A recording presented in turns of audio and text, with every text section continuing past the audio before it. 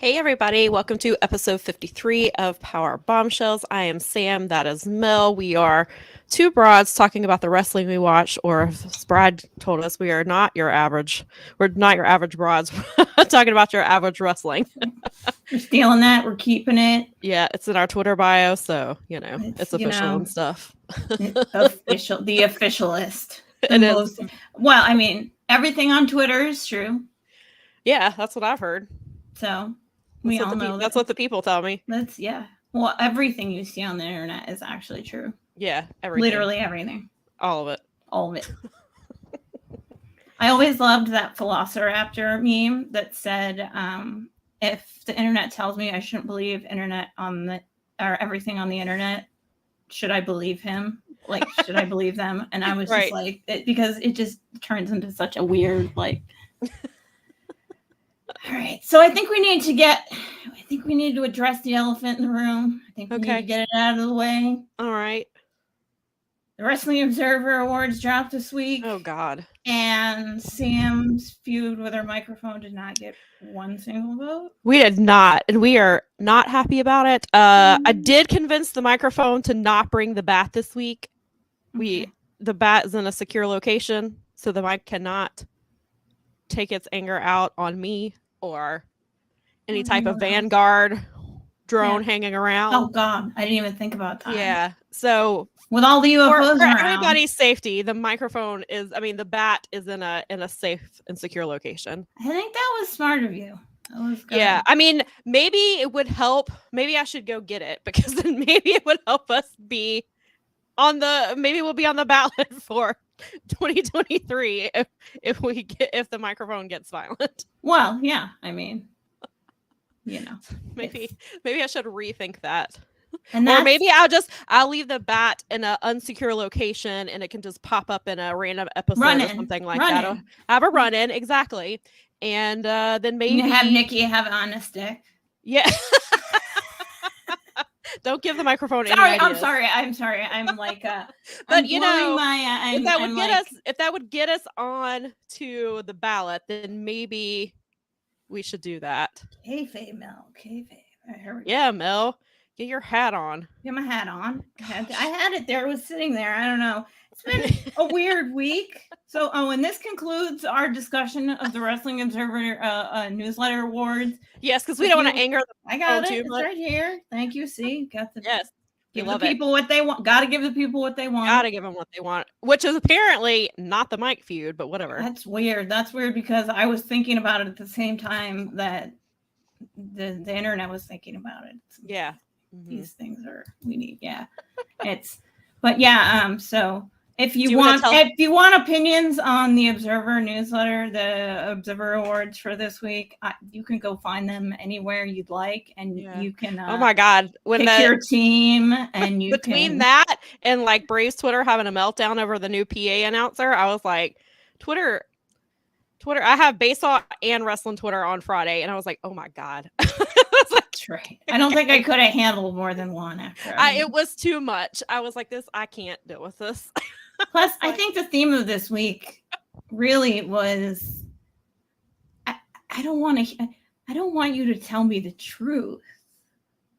Like this week's theme felt like, I feel like my friend likes to use the phrase, worked themselves into a shoot. Yep.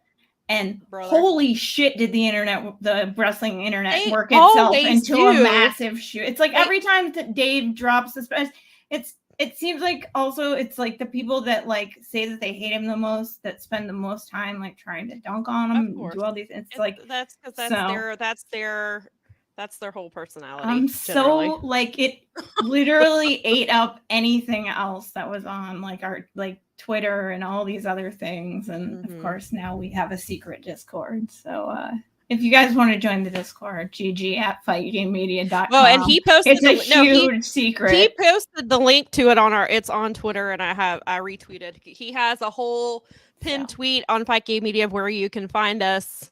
And so it has the super secret Discord that I'm still not a part of because come be I probably part of our it, super secret club. but I don't. I was like, there's so much damn drama. I was like, I don't know if I want to get into another space with a whole bunch of drama. No, I hear you. And what sucks about it I have been too very is that hesitant to join. I'm sure I know there's lovely people there, and I probably should join, and I probably will. But it's just I was like, I don't need another. Like I've tried to curate. I was gonna say I try to curate as much as I can of like filtering things out, but then since somebody bought Twitter and shows us the For You section, and then I end up seeing a whole bunch of crap. That's how I saw a lot of the discourse was just the For You stuff was showing me. It wasn't necessarily. I mean, some of it was people I follow because they were quote tweeting stuff, and I'm like, don't amplify them. Like that's the thing, which is what they do on this. I'm like, how long have you been on this Bird app? Don't you know how it works? The more that you amplify stuff, the more that it's just you're giving them what they want. But what do I know? Like, especially, I mean, not only like what do you know, but you're a girl. Like you know even less. Yeah, so, I don't know anything. We couldn't possibly understand. That's probably why me and the microphone didn't get nominated because I'm a girl, and they're like, oh no. That's it. Yeah, total sexism. That's got to be it. No, actually, I do want to tack this on though before we move on, because at the end of the day, like the core group of Fight Game Media, right? The people that create the content here, but also the people that we hang out with in there. Yeah, it's been a lot of fun, and it sucks that there's people trying to mess with that because it's a fun community. It actually is fun. Like I've been having great conversations with people about like we're sharing like local brews to go look for earlier. That's very cool. Just like, and that's the kind of stuff, the community stuff. So I probably will join it, but then that just makes me hesitant. And then I saw some of the bullshit yesterday from certain people on Twitter, actually people that I follow, and some of the things that they were saying, and I was just like, please just don't. I think once the newsletter is forgotten and the next controversy pops up, maybe that it will calm down. We've already done the Fightful Award, so they can't get mad at that. I'm sure. No one gets as mad as they do at Dave. I think it's hilarious, but it doesn't matter because it's just one man's opinion, and his and the whole thing about the whole thing about these awards is they're fan voted. Like it's not. That's exactly. It's the same thing with the Fightful Awards, which I didn't really pay any attention to either because it's the same. It brings out the same conversations, which is just a bunch of nothing. And I was like, it's fan voted. If you don't like it, then either vote or just find something. Go vote somewhere that your vote where you think your vote matters. Right. There's a million places. Yeah. Make your own awards. I don't care. That'd be awesome. You can make the wrestling equivalent. I'm sure this exists already, but you can make the wrestling equivalent to like the Razzies or something. Oh, I'm sure it's out there. I'm sure it is. But all right. So that went way longer than I intended it to. But so this concludes our talk about anything related to those awards. Mm-hmm. There's plenty of our pals on all kinds of the other shows on this channel that have talked about it. And do join the Discord if you're a happy human that wants to enjoy other happy humans. And talk about if you're going to. We were talking about food and types of whiskey and things like that. Whatever there's other stuff, movies and TV and music, lots of fun stuff. So if you're going to be negative, then just don't. Oh, no negging. Go be negative somewhere else. Go be, and which is something that we right here at Powerbombshells always endorse. Listen to me. I'm trying to do my notes at the same time. So talk to me about All Elite X, all AEW All Access. Yeah, that's the. So that was the big. Well, there were two big announcements. Or no, this was All Access is the show, right? That's the name of the show. Okay. Yep. So this was the. This was the important announcement that Tony had, and it was the difference between and so the interneted and was like, oh my god, they work themselves into a shoot saying important, and I'm like, that's the reason they use the word important versus major, because people work themselves up into thinking that Tony Khan was going to announce he bought WWE on live TV like he was Shane McMahon. I mean, it was like people and then they're like, people were like, I saw some wild theories out there So it was an important announcement. I saw a lot of it could have been a press release. It actually was a press release because I got it like a few minutes after the announcement was made. But it's a TV show, so of course they're gonna want the announcement on TV. TBS is like, why? So I don't understand. I've seen so many people and people who know better were like, this could have been a press release. Well, no shit, but it's a TV. It's for a TV program. Of course, it's gonna be made on TV. Come on. Use your brains, it's people. The TV program on the network that the TV program's going to be on one of the TV network's biggest shows. Right. Exactly. This is not brain surgery, people. Apparently, for some people, it is. I know. You know. Speaking of somebody who would know from brain surgery. I know brain surgery. I've met them. She has. Mel can confirm. Not brain surgery. Just wrestling, just advertising and business. But yeah, so the announcement, I mean, I assumed I was preparing myself for either Forbidden Door 2 date / location or Fight Forever release date. Oh yeah, that's been people have been, so I figured it was going to be something along those like some people thought it was that they were going to announce that CM Punk was coming back or that Mercedes was. I was like, they're not going to announce. Why would you announce that when they would just show up? There's a pay-per-view next week. Why would you announce a wrestler? Why would you announce signing Jay White a week before the pay-per-view, people? Before you could actually have him on the paid pay-per-view where it would make people want to buy it, where Jay White shows up on Sunday and we all lose our minds. And now you have to pay to watch the thing after the rest of us. Yeah. Nikki said, I don't want to thank those fans. Yeah, those fans don't want to thank. Yeah, well, that's it. This is it was really like I think it was funny because yesterday Jim Valley did his show at 1:00 on the network on Observer Live 2, and he was talking about like a lot of just being just honest with people and being truthful, and that people really they don't want to think, they don't want the truth, they don't lie to me. Lie. Tell me what I want to hear. Go watch the other company for that. It's so funny to me because it's Mark Maron has recently done a special that I found excellent. And he made a comment, and he essentially was like, tell me what color your uniform is. And it's it kind of encompasses the sentiment that I'm like, I've always sort of been like, are you on the red team or the blue team? Right. So I feel like this is, and wrestling reflects the culture that we live in. We've talked about that a lot. Talked about a million, zillion, trillion times. So that's it. This is like, guys, it's a fan voted.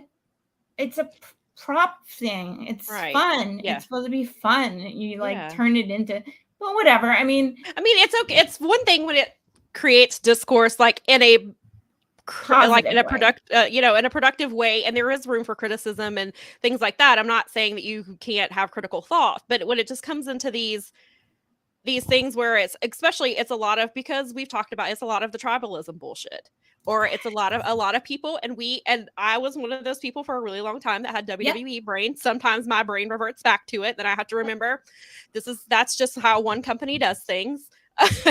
So it's just and so there's just the tribalism thing is just absurd. That's a great point too. I think that it's really important to acknowledge the fact that like I'm just as guilty as the next guy, and fortunately I've learned one of the things that I think has been my bestie is like type out the tweet and then delete it. Yeah, I've done that. There have been plenty of times I've amazing. And saved it to my drafts. I've done the drafts thing a few times if I feel like it's particularly I'll save things in my draft, and then I'll be like, if I want to post it later, I'll post it. And then if not, I'll just swipe it and delete it. So yeah, I've done that plenty of times. There's something like I feel like just typing it out. Yeah. And then, because then I stop and I go, well, and I've done my time on things like politics, Twitter, and other places too. So I know how these things. So you get, it's like you never know what's going to set people off. So it's really like, make sure you're willing to reap the whatever is going to happen on here. But I mean, it's whatever. I think I have a healthier relationship with social media, I find, than most people. I But think I can also also because we identify a lot are of the. well, and I think also because we're older, so the internet came like we know what things to put on the internet and what We things built not the to put on the internet, you internet. jerks. On the internet, like we know, right? We're And we the know how internet's pioneers, okay?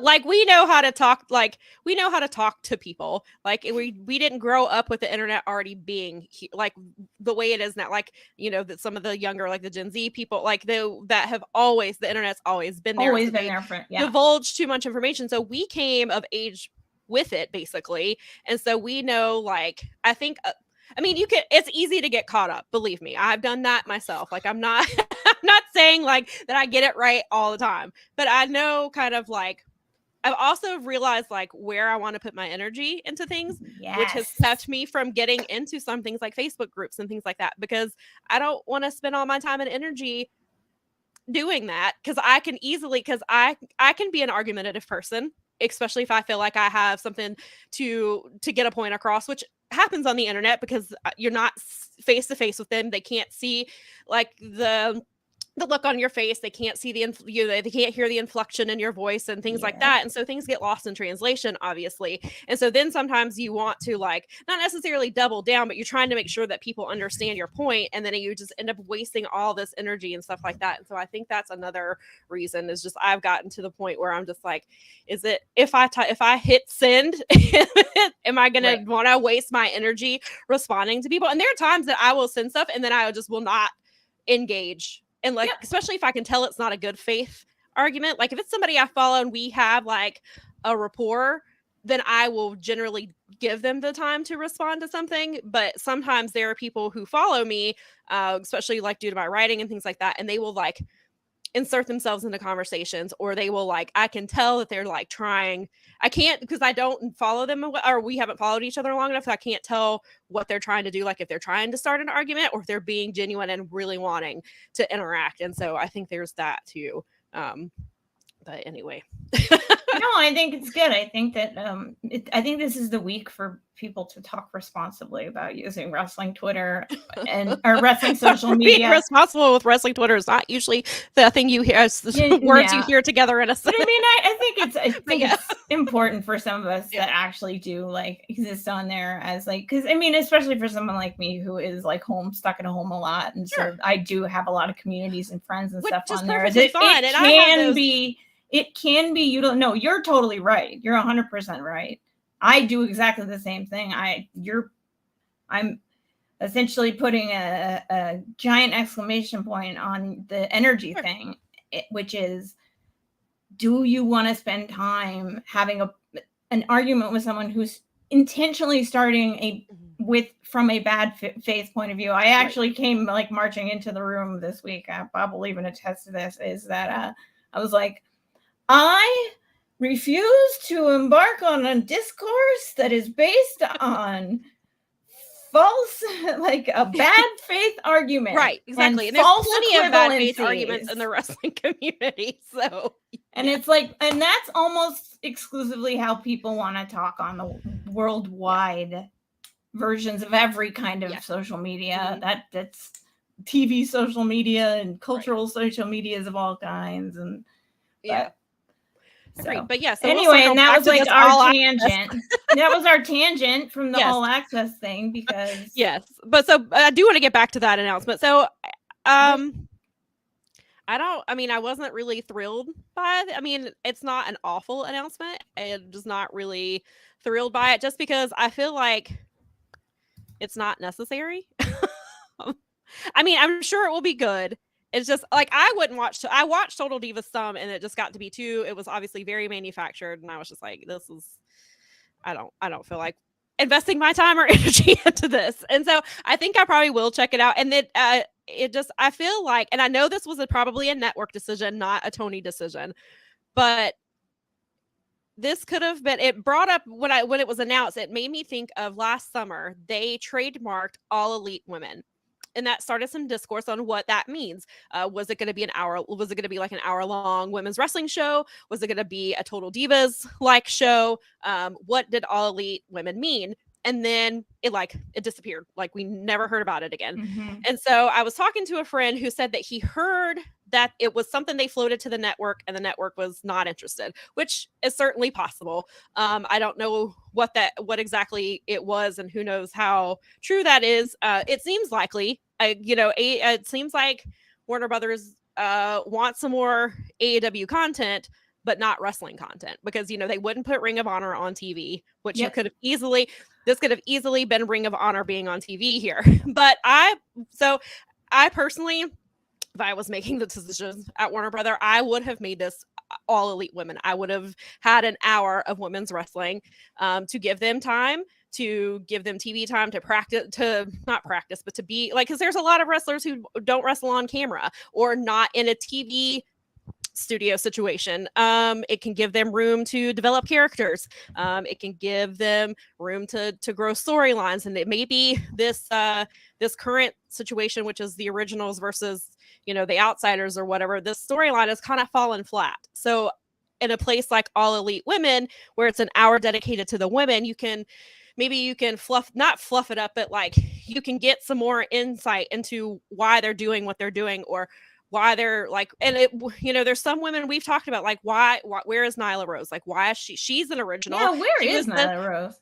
On Dark, they relegated her to YouTube. She's I feel bad. I haven't watched much YouTube these days. She's pretty much on Dark and Elevation. She's either with Marina or she's with Emmy, which I love Nyla and Emmy together. And Emmy, I've talked about this a lot over the last week and a half. I've got to write about Emmy. I think I feel like she's the unsung hero of the women's division. Like, we saw that amazing match she had on Rampage a few weeks ago, and that's more than even what she does. She does in the time that she's given on YouTube, she does really well, but she's showcased a side of herself that a lot of AEW fans have not seen before. And I saw it when I went to DPW a few months ago and she was there. And I was like, where the hell is this Emmy been? Like, why haven't we been able to see her on TV? And it's because if they do that, then people are going to ask for Emmy on TV every week. She was on the Mutter show, as a matter of fact. Even. Was she? Okay. Oh man. Yeah, Emmy, which makes sense. That makes perfect sense that Emmy was there. But we'll talk about that later. But yeah. But Emmy is just I love her. And then so it goes back, where is Nyla? Riho was obviously we're getting Riho next week, but where is Riho? She was your first champion, and she's not she's not in this storyline of the originals. Nikki said Emmy always messes with her ref and it's not favorite. Yeah, she will. Yeah. Her new favorite thing. Well, sometimes she makes him wear her crown or her cape. She likes to kick his knee out from under him and make him fall to his knee so she can sit on it. And then she messes. It's great. So Emmy should be on TV is my point. Agree. But yeah, so I feel like they could be doing a lot more with the women. I think, we've talked about that for as long as the show has existed, the things that they could be doing to improve the women's division. And it just feels like, I don't know. I don't think, because there is, a lot of people have the sentiment that AEW does not care about women's wrestling. I don't quite think that, but sometimes they give reasons for people to think that, they back them up. I'm like, you're making their argument for them. And again, I know that this was probably a network decision, not a Tony decision. I'm pretty sure that Warner Brothers was. I mean, they had actually ordered these episodes because it was technically, remember, a few weeks ago, going to be the Roads to the Top. It was the second season of Roads to the Top. Well, yes, that didn't happen.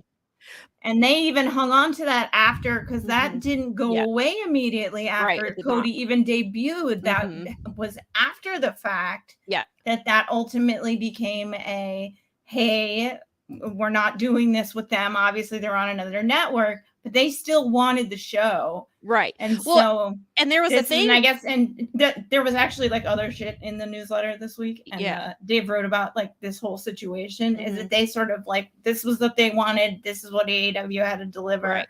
If you've seen some of the talent tweeting about it, they were some of them seemed like we're a little weirded out, and we signed off on it, and we knew that we were gonna, be in the show. So my hope, as someone who did watch Rose to the Top, I watched a couple episodes and then I was like, They were very mean to Brandy. Like his family was terrible to her, and I was like, the whole Rhodes part. yeah, I watched like maybe 3 episodes, and I was like, yeah, terrible. This is not for me. They're just mean as shit to her for no fucking reason.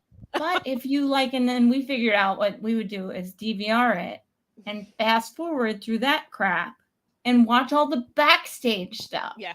So if they do, and the backstage stuff was hilarious. Like there was this one great moment right after Cody and Brandy had the baby, where MJF like walks by and he's like, "Oh, you had a baby? Oh, fuck you." And he just like walks off. It was the greatest thing ever. It was like the perfect, it was an MJF pure, like earlier seasons MJF moment. It was so great. Like that stuff was awesome. Anything that was like involved with Moxley trying to like get this crap together backstage, like, right. So if they're gonna focus on that stuff, I'm not gonna lie, I'm probably gonna. So I'm not completely against it. I just think it could have been, they could have used. No, I totally agree with you but on that. I understand it's a network thing, and we talked, and Nikki and I talked about it. I think like right after the announcement was made, there was a few weeks ago, there was something about how they were recording a documentary that was including, like, the Young Bucks were included in it and stuff like that. And then obviously it was just a cover for the TV show. They were saying it was like they were, because it was something about how cameras were going to be there for 6 weeks or something like that. And then it turns out it was this, because the Young Bucks are a part of it. I'm really looking forward to, the main thing is I'm looking forward to Eddie Kingston, because A, I love Eddie Kingston, but then B, Unfiltered. He tweeted and said, I don't know how this is going to be edited. I haven't seen the show. I don't know what it's going to look like. And then he follows up with a quote tweet. I cussed a lot. Like, I mean, a lot. Yeah, I saw that. And I thought that he basically thought that if he cussed enough, they would be like, we're not going to use him. We're not going to put you you loved in. it. He played himself. And so, and I was like, Eddie Kingston, when are you going to learn that we love you the way that you are? And Eddie's amazing. I love him. So we need you to do what you do. One of my concerns that I have, and of course we haven't seen it yet, and so my concerns may be completely unfounded, is they do have two couples in this. They have Sammy and Ty, and Adam and Britt. My concern is that they're going to turn this into a, like, where they don't focus on the women as women and as wrestlers, but as the women in the couple. And that is I'm afraid that they're going to do that, just because reality shows like to do that. They don't like to see, it's when a woman is in a relationship, they like to present them as the couple. So that is a concern of mine. I could be completely wrong. Maybe they won't do that at all. But I'm betting that's what that happens. I mean, that's a completely valid and probably likely, unfortunately, because that's ad revenue, and that's what brings in the cash. Yeah, and they do, and I will say, Britt and Adam, they have obviously this relationship, and Adam is going through he's been going through these things where he was having these concussions, and he's talked about like how he cried for no reason, or he couldn't be in the car for more than 15 minutes without throwing up. So that is that's going to have an effect on their relationship, because she can't help him and he can't figure out what's going on. So I'm sure there's going to be that aspect, and it should be there. But it also kind of makes me wonder, now that I'm thinking about it, if this is going to kind of help with her babyface turn, because we're going to see the real side of Britt and things like that. So maybe this is where the babyface turn comes. I don't think she should be a babyface. I think she's better suited. I mean, maybe she's wrong, but it's kind of like the Johnny Gargano thing. Like, Johnny Gargano is a natural babyface, and when he was a heel, he did the best he could with what he was given. But Johnny Gargano is a babyface. He's just the perfect baby face. And so I kind of feel like Britt, she's really good at being a mean girl. She's very good at being that. And that's not to say that she, obviously that she's not a nice person or anything like that. So, I mean, maybe she'll prove me wrong. Maybe she'll be a great baby face. But it'll be interesting to see how that plays out. And then of course we got the other announcement. Poor Adam Cole. Kind of feels like they just kind of threw that on him, that Tony was like, hey, you're going to announce this big yeah. It very much felt like they put him, I guess, because he's not been in that situation in a while where he's having to think on his feet. Like, I'm sure his promo when he first came back, like, he had an idea of what he was going to say. And it just felt like Tony was like, Adam, stand on right here. Go tell them what this is. Here, just read this. Go. All right. Have a nice It's day. kind of what it felt like. And I was Read like, the poor prompter. Adam. You're fine. Yeah, exactly. But he did announce that whenever the show airs, because we don't know, it just airs in March. We haven't been given a start date yet. But whenever that is, that same night, Adam Cole will be making his in-ring return to AEW. I guess I was like, is he going to be in the main event so that you see you see Adam Cole in the main event, and then it goes right into All Access. Yes, I mean, you probably that's just where I see this going. Yeah, absolutely. I mean, there's almost no way. You probably just book that exactly the way that they plan on doing it. Like, and it, I won't be. That's literally what I picture in my head too. I mean, I guess they could put like Britt in the beginning and like have her have her. Maybe they put Britt in the main event. Yeah, maybe it's Britt and then the follow-in. But yeah, I could see Adam Cole being the main event of Dynamite, and then it goes right into definitely. And then it goes right into his, and the first thing is about him and his injury and coming back from it and all that stuff. Yep. I mean, where it's going. That's the best sales pitch. Yeah. Listen, if you're gonna make me watch this, I'm gonna help you book it. But yeah, I mean, I'll check it out. Will it be something I watch? And you know that I keep up with every week? I don't know. Maybe. Well, that's the thing is like, do you have room to add something like this? Well, now I don't. Now I don't know because now I'm getting ready to add Ring of Honor. Right. So are you gonna go ahead and sign up for that? Actually, I have some exclusive news that I will be announcing. So last night I was asked if I wanted to cover ROH for Daily DDT, and so I will be covering that. It's kind of like I do with Rampage, where I'd pick, we focus on like whatever the one big story is, and sometimes on Rampage there is no big story, and you just have to come up with 300 words on something. And then sometimes there's two major stories, but so basically it'll be picking like the biggest thing from that episode and then just some like opinion stuff mixed in with it. So it's not going to be straight up recaps because Daily DDT has moved away from straight up recaps, but I'm interested in it. Like, I think it'll be fun. I was planning to watch ROH anyway, just because I was an ROH viewer beforehand. I like a lot of the wrestlers there. I saw a ton of spoilers last night. So I know pretty much, I know every match that happened. I saw that. I saw the really, really big spoiler of who was there last night. There was a giant, there was a, Nikki said, woohoo, thanks, Nikki. But yeah, there was a really big spoiler last night that it may have got talked about in the Discord. It might have, I don't mind, but let me, I know Brad is not here at the moment. No. Wait, there is it. Where? I'm looking here. Wait. So if you don't want to get spoiled on the ROH tapings that took place over the weekend, this is our giant spoiler alert. Spoiler alert. Okay. I still want to steal JD and Mike's, but that's okay. But for now, we have ours. But we have our so I apologize in advance to Mel if I'm spoiling something big for her. Oh, you know what's really cool about me is that I have like a weird filter. You've told me this, where you forget. I basically forget because it's like I'll watch the match and then sometimes I'll remember when I'm watching the match. Sometimes happens to me too. But I don't care because if I'm watching the match and I'm that far into it, it's like, oh, I do know the outcome, but I don't care because it's so good.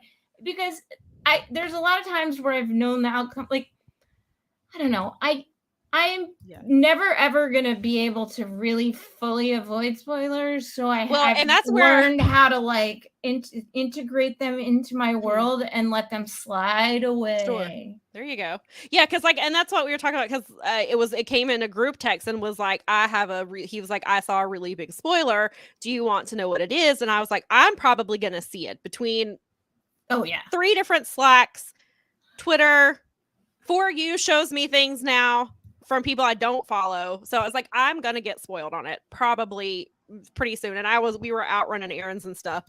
So I might have been able to avoid it for a few hours, but I was like, just go ahead and tell me. Nikki was like, I don't care. Just, we'll see it. So scoop number 4. So I guess if they're keeping this in order, I don't know how this will air. Zack Sabre Jr. defended his TV title against Blake Christian. This one I did hear. Yes. It's very you know what excited. it is? Because anytime I see Zach's name, I'm immediately like, yeah, exactly. He's one of my, yep. I mean, he's Same. like, he's right in my top 5. Like, yeah, love him. I mean, he is, and this new crap he's doing, like with like Suzuki. Yeah, we talked about this. Yeah, and I know I keep bringing it up. I was gonna say we talked about this last week. Amazing. So you know that we're fans of the title, the TV title. We're fans of Zach being the champion and pushing the younger guys. Like we talked about this last week. We like this is right up our alley. Like Mel and I are on the same page about this stuff. So when I thought into that, and I saw that it was against Blake Christian because in this house. We like Blake Christian. I don't, over in GCW, apparently the fans, they turn on him for whatever reason. But in this house, we still love Blake Christian. So even though he has pretty much turned full heel in GCW now, but I'm really excited to see. I like him all the ways. Yeah. Like, I think he's good at what he does. So it doesn't, he can be a face or a heel. It feels like I don't know him very well, but because of like watching a lot of the matches because you guys like him so much and I pay attention now. Like it's, well, anytime someone like flags something for me that when it's someone I respect, I'm like, oh, I'm going to make sure and pay attention to that. And so he's fun. I liked, and we got to see him even when we were at our GCW show. So I was like, oh, cool. Yeah. Right. Yeah. Yeah. Blake's great. And so I was really excited to see. Yeah. So much good wrestling right now. There is so much good wrestling. Yeah. So you're going to be able to compete with the wrestling historian now. Yes, I will. Actually, no, you know what? You don't have to compete. You guys can coexist as historical scholars. So I guess I'll be more, even though I watched a lot of the older. No, once you get your login, you're going to be like, now I'll be all these old things. Now I'll be AEW ROH historian. AEW presents ROH historian because I think that's what they're calling it. Is perfect. There we go. But yeah, so there's that. What else was there? There were some other spoilers. There was. I don't know if I should give this away or just let people see. It was all over my timeline. I saw somebody who. Actually, I saw two peoples who challenged Claudio for the title. One I'm I'm excited about both, but one I'm extremely excited for just because of the relationship that these two have. But Eddie Kingston told Claudio he wants this title, and I'm very excited that they're picking up this story again because, as you know, Eddie hates most people. Claudio is one of them. I think it's like I believe it is legit hate for him. Like I don't think it's like I think there's been some long history of hate between them for years. A little bit of heat. Little bit. We'll call it. So those generally make really good stories, really great matches. So I'm excited to see where this goes. Mark Briscoe also apparently has decided. So I was like, wait a minute. Why do we have two people challenging for this title? I was like, wait, what's happening here? Because I kept seeing the Eddie stuff. Then I saw later on, I saw the Mark stuff. And I was like, wait a minute. And then I was like, and I saw a few people who were like, get Mark away from ROH. But Mark Briscoe is ROH. Like, I get that he's in AEW and he has the AEW contract. And I get wanting him on TV, which he should be. Yeah, but great. But maybe this is what Mark wanted. Maybe Mark was like, I'm ROH through and through. Like this is who I am. Like I'll do AEW stuff, but I'm an ROH guy. So if I can have that title, then I'm gonna go for it. So why not? Like I actually, because of the tribute show, I mean, I got to see some of the singles matches and stuff that those guys do. Like, I like that. I think it's a good spot. And I think that you have to, like, if you're going to build ROH back up and make it a legitimate, like, this is like Tony bought it with his own money. Remember, like, he has to have a good product. He needs to make sure that, would Mark Briscoe make a buttload of money on Dynamite? Sure, but there's plenty of other guys doing that. So I mean, right. And I get this. I mean, like, I get kind of the, that'll get people that to, I argument. think that'll get people to subscribe to it, frankly. I do too. And I think And I that's think what it's Tony, smart. I think that's what Tony's doing. I think that's It's why good he's business. hinting at that. And we're already getting that first match. I mean, because Tony announced last night. So this Thursday, if you missed it, this Thursday at 7 p.m. is when the new era Ring of Honor begins. And the first, I guess the main event will be Claudio versus. It is Claudio versus Mark, isn't it? Isn't that what no? It's Claudio. Wait a minute, hold on. How did I forget already? I've seen so many spoilers now. I can't remember what is what is happening where. Give me a second, I'll find it. But yeah, I don't have a problem with Mark. Oh no, that's a lie. It's not. They're not doing that. Oh, that's right. It's AR Fox versus Claudio on Thursday, which is gonna be a banger because AR Fox, if you've not been paying attention to him in AEW, he's so good. He's great. I love AR Fox. AR Fox has always been great, though. I mean, yes, like, big fan. For years. I'm so lucky that I got to see him live so many times. I've seen him a couple times live, and when I saw him at Evolve, that was my match of the night. Was the one that he was in. Like, he's just so good. He was all like, I don't think all the shows we went to, I think he was at every single one. Yeah, like where he was on because he was on the card because Evolve and WWN were running most of those events. So yeah, it was. I love that guy, and he's so cool. He is right. Such a nice dude. Yeah, he's. But anyway, you know what? I'm happy as I'm glad he's getting that spot. People. I'm glad he's getting the title. Him and Claudio, because they have such different styles, but I think they'll complement each other really well. I think that I'm really looking for. I think that's a really good to kick off this new version of Ring of Honor. I think that's a really solid anchor to do that, and I think that's going to be a really good one. And then we did from the list, I believe that they filmed. I think I counted 19 matches that they filmed yesterday. From what my understanding was that it was, I thought they were filming all four, or the first 4 episodes. I'm seeing some people saying those are 2 episodes. 19 matches between 2 episodes makes me a little concerned that it's going to be like Dark, where they're cramming in a bunch of matches. They're not getting time. And I'm really concerned that that's what Tony's doing here. I don't know if he's trying, because Supercard of Honor is at the end of March. So I don't know if he's trying to get things set up. And then once Supercard of Honor passes, then he can kind of let it breathe and start doing some stuff. But I'm very concerned that Tony is going to Tony's going to make this like Dark, where he crams in a bunch of matches and the women are getting 3 minutes. There were 3, I believe there's only 3 women's matches that were taped yesterday. But the one match I'm very much looking forward to is Billie Starkz versus Trish Adora.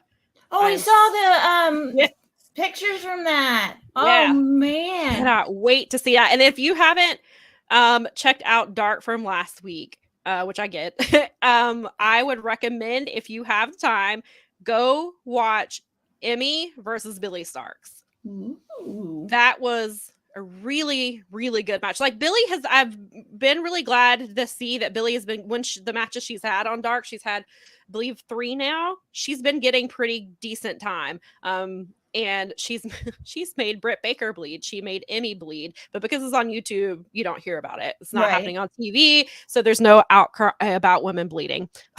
Weird. Funny how that happens. But yeah, so I'm glad. So I wondered if that's it seems like they're looking at Billie, and so they're giving her time. And so I'm glad to see her in Ring of Honor. If you've watched the show for any amount of time, you probably know that we are big Trish Adora fans over here. So I'm super excited. See, this is what's great about it, is because you know so much about all the different stuff that you're just like, look over here, and I'm like, yay, more. Yeah, speaking of Trish Adora, she got announced for the Culture, and she is wrestling Leo Rush. Oh, that should be really good. Yeah, I was like, wait a minute. That could be a really interesting match. Yeah, I think so. And having it on a platform like For the Culture, I think they'll get the time. it's really interesting because, you know, their style, she's very mat based, and we know Leo is all over the place, and it's an interesting mix of styles. And so I'm really looking forward to that match. I can't wait for that. But yeah, so there's all kinds of good stuff happening I don't have let's see. Oh, Aussie Open wrestled last night. Very excited to see them. I still don't know how they're not contracted anywhere, because Aussie Open is phenomenal. Yeah, I think they're one of the best tag teams today. They're so good. So I'm glad to see them there. Our guy Clark Connors was there last night. Good stuff. Yeah, so it looks like ROH looks like it's going to be off to a really good start. Nikki made the point that the one good thing, it seems like with ROH, even though they're kind of cramming a bunch of matches together, they're bringing in mostly known wrestlers, where obviously Dark generally gives time to people who are on the independents that you may not know as well, which is great. And I'm glad that there is that option, because people need that platform. That's kind of how things turned during the pandemic. They were trying to give a paycheck to people who weren't wrestling and to give them a platform and things like that. So that's one of my favorite things about Dark is, especially when it's independent people that I know, and for them to get those spots is really cool. So it seems like ROH is kind of this, at least from the first set of tapings that they're doing, it seems like they're kind of going with ROH people that they're familiar with. There were a couple of names on there like I'm familiar with. So like Marcus Cross, I saw was on there. Marcus Cross has been on Dark a few times. He wrestles here locally. I'm actually going to see him on Friday night. Nice. I'll see him wrestle. And so and then I know Man Scout, Jake Manning, had a match last night as well. He teamed up with Jake Christ against, I think it was, I want to say Ari Daivari and Tony Nese, I want to say. But yeah, there's some solid matches. And so yeah, it'll be really interesting to see. So this really was two episodes that they filmed. Which my only complaint will be that, because it's on Thursdays at 7, is that if it goes more than an hour, it will cut into my Station 19 watching.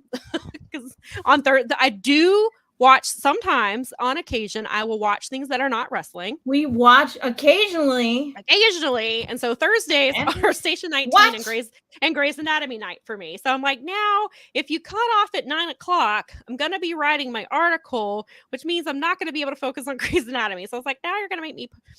And so generally my Thursdays are Station 19 and Grey's Anatomy, and then I go back and watch Impact. And I was like, my Thursday night's going to get long, because... or your Friday morning is right. Well, I mean, I guess it works out because I'm a night owl. So that's true. I wish that like I could like give you my morning powers. Like, we're hilarious and I'm the most hilarious because I'm usually like the first person awake, and I'm on East Coast time. Right. So I'm like, because I don't know what's wrong with me. It's always been like that. I've never been able to I just can't sleep in. I'm so weird. I didn't really become a night owl. I guess I worked, because I used to work for a 24-hour veterinarian. And so you kind of got gradually, I used to get off at, there was a period of time when I would get off at 2:00 in the morning. And so I would come home and you can't go to sleep. And so I was going to bed at 4 a.m. and then that changed. I went and I was working. Then I moved to a daytime vet and was working out early, and then I went back to school and things like that. And so that was hard. And then after that, but then I was working weekends. And so I was working on my Saturdays, I was working 2 p.m. to 2 a.m. And then I would turn back around and work noon to midnight. So I was, And so that's kind of where, and then I guess I kind of just got into, I think I've always been a nighttime person, but then that's kind of where it changed. My sister. My sister is 100% sleep way in, and but it's all night. This is what I basically have figured out about me. If I am doing something, I'm out with friends, or I am actively watching a thing with people, this weekend when Revolution is on, I will be actively watching that, and I'll have friends that are watching. Yeah, I'll be chatting with, and we'll probably have a thread in the Discord and all that stuff. I'm awake, because I'm doing things. Sure. But and especially, I have to take some of my silly meds at night. My doctor's take them at night, because take them at night. Yeah, sleepy ones. Well, I get that. So it's like a double, it's like this like double whammy of like, but if I'm active, I'm fine. Like, right. it's so funny. Like when we were in Chicago, it was like nothing. I was like, it's like, oh, it's 2 a.m. No problem. I'm fine. Right, exactly. But it really is very dependent on like my metabolism sort of not stopping. Yeah. So at least I'm very in tune with my humans. It's funny because because Nikki is also a night owl, so which works out for us because then we can watch things. And like last night we were like we started.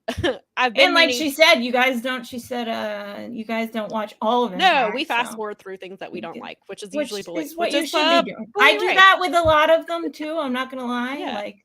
They have solid stuff, but like we've talked about it. I don't give a shit about Bully Ray, so I will not watch him. Exactly. I will fast forward. I was gonna say it's the Bully Ray stuff, right? Like they got me last week because they opened with Motor City versus it. It was why did I just blank on what that was? Motor City versus Jonathan Gresham and Speedball Bailey. They opened with, and that match was. I need to go watch that match. Yeah, it was so good. I have not watched the pay-per-view yet. I've heard that the beginning part was not great. I think I saw Mike Gilbert say that if people were watching the pay-per-view based off his recommendation, he was sorry. So I don't know. So Nikki and I were like, I think if Access was doing a thing where like 6 weeks after the pay-per-view, they would air it on Access. So I think that's probably we'll just watch it then. I think. I heard that Masha versus Mickey was very good, and I heard that Josh Alexander versus Rich Swann was a good match. And I think I saw Paul say that Rich Swann, he's had like 2 4-star matches that he would give that that he has seen recently. He was talking about Rich Swann. Yeah, I did see that. And then Rich Swann, like, I love Rich Swann. Like I've always been. I really dig him. Yeah, he used to come to PWX some, and he was really great. It was fun. I always think of the story, and it's a dumb, meaningless story. But like Nikki and I were at a PWX show years ago, and it was at this bar, and so we were like in the like bleacher area. It's a place where they usually do concerts, and so I don't even remember who we were talking about, but I didn't realize Rich Swann had come to sit in front of us, and he was like, I was saying something, and he turned around and like said something, and he was like, "Oh, she said that," or I can't remember now. Nikki probably knows, but it was just.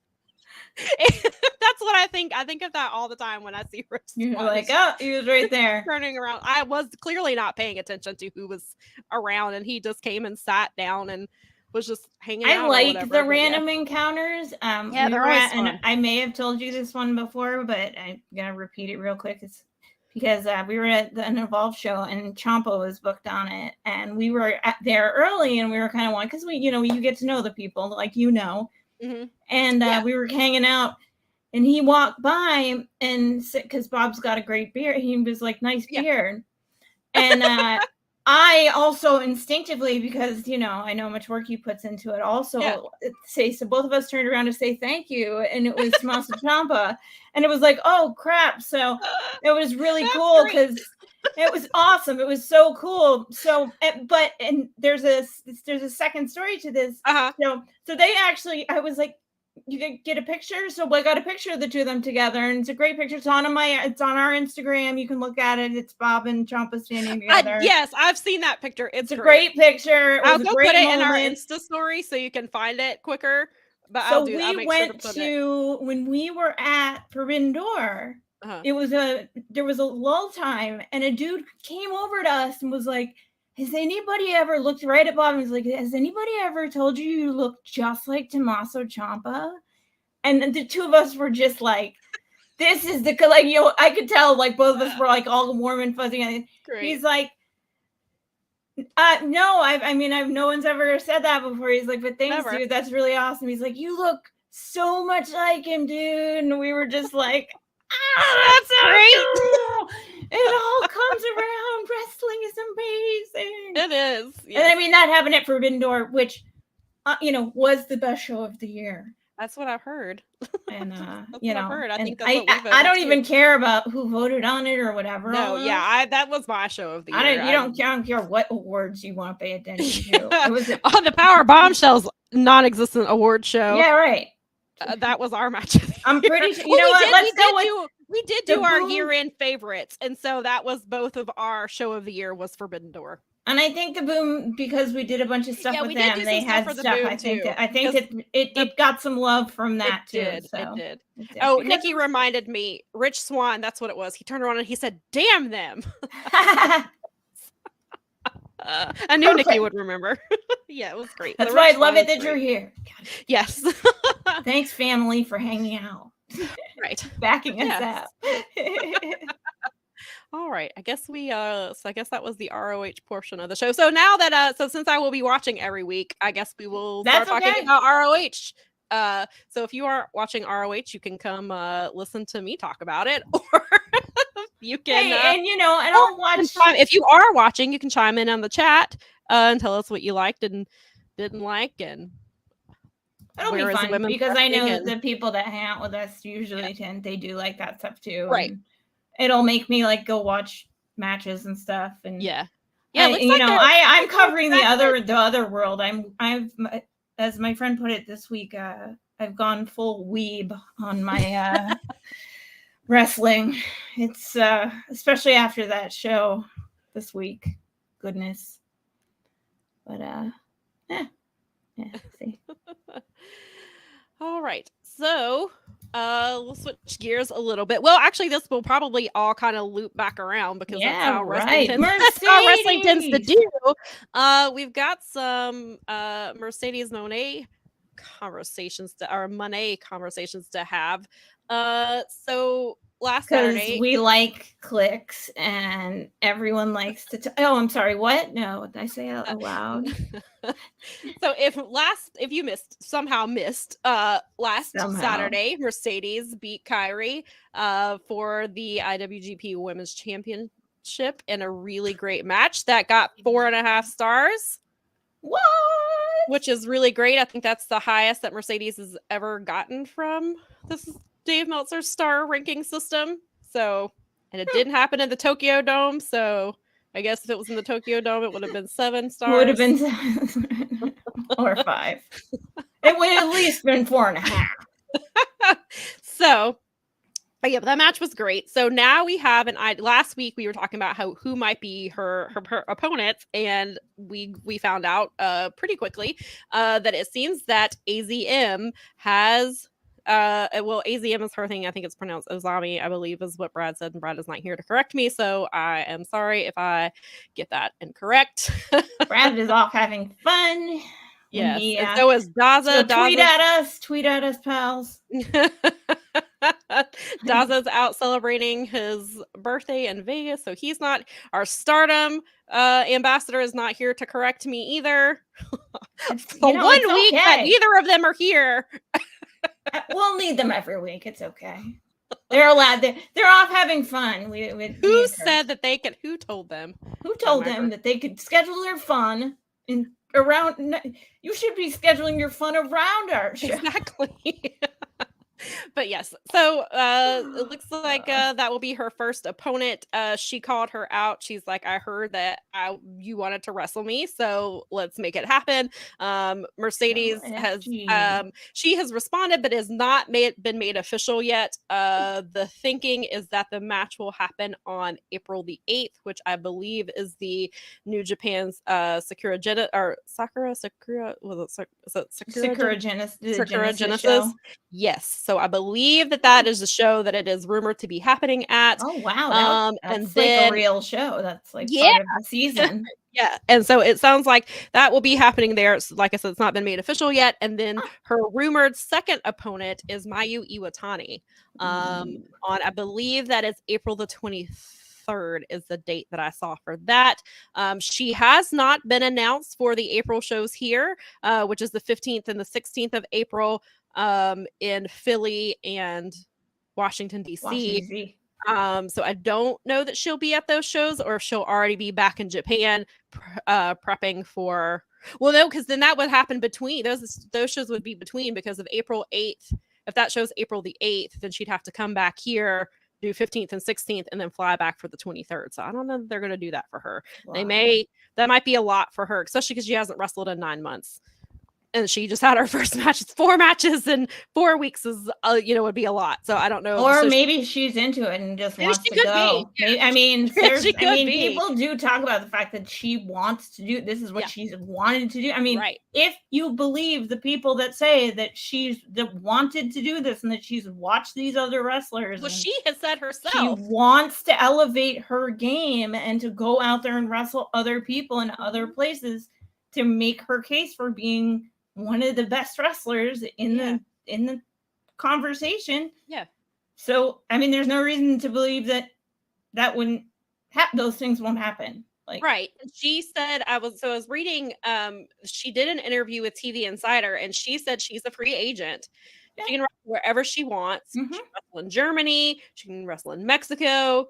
She can have all the dream matches that she wants to have, all the matches she's never gotten to have because she was tied to one company.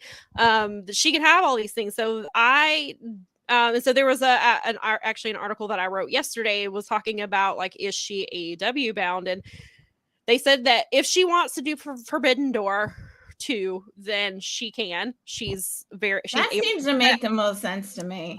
And we'll get to why in a second. Right. Part of another reason why, something that was teased this week. But she is a little hesitant. It sounds like she doesn't want to do a long-term deal. She just got out of a long-term deal and went through a lot to get out of that deal. So I don't see her wanting to tether herself to another company for a long-term commitment. And so she just got herself a new agent, a new agency, a whole situation. Yeah. So, I mean, she's clearly like she's doing her like housekeeping and getting her ducks in a row, it appears. She's doing her thing. And we've talked about, she has the CBD company. I believe she's got a makeup line coming out at some point that she mentioned on like a live that she did. She filmed a movie in Boston a couple of months ago. So Sasha Mercedes has a lot going on. and not that she's in Mandalorian or whatever. So. Yeah. And not to say that wrestling's on the back burner, because it's clearly not, but like she has all of these things where I don't think signing a long-term deal is in her future right this minute. Like maybe a year or 2 years from now, maybe she wants to, like, once she's wrestled what she's wrestled, maybe she will decide that she wants to and then I think maybe she'll live out her dreams and like that'll be the end of her wrestling career. I mean, it could be and maybe she's also Hollywood. You never know when an injury is going to happen, and so she's trying to do these things. Like she wants to do all these dream matches, and good for her. Like, can I throw out a random, like, I love her freaking hair and I love her look and I love everything that she's come out in, and I love it. I think I love her look. I think it's so amazing. Much fun. It's so crazy. I'm like, when she came out that first time with that, I was like, I don't hate that.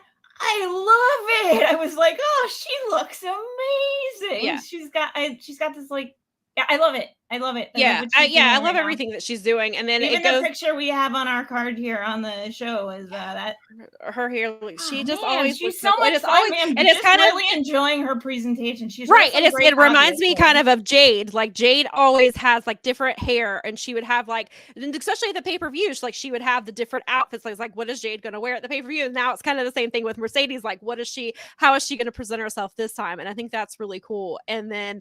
So we do have a comment saying she don't know why you'd want to work for a company that treats women's wrestling worse than the one that she walked out on. AEW has a lot of women's wrestling problems, which if you've watched the show at all, that is something we talk about. I don't know that I would say it's worse than WWE, because WWE is not, from what I'm seeing on the main roster from the little bit I've been watching, they're not doing that great themselves. But you do make a very valid argument.